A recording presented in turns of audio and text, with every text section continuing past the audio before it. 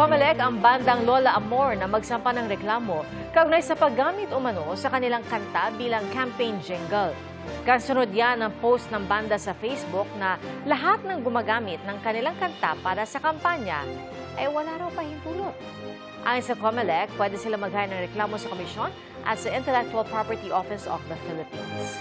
Hindi raw pwedeng palusot ng kandidato na hindi naman siya ang nagpagawa ng naturang jingle.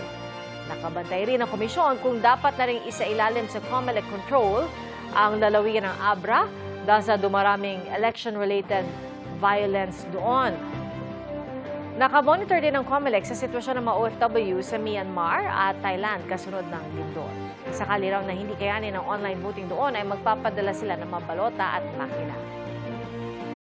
Mga kapuso, maging una sa saksi. Mag-subscribe sa GMA Integrated News sa YouTube para sa iba't ibang balita.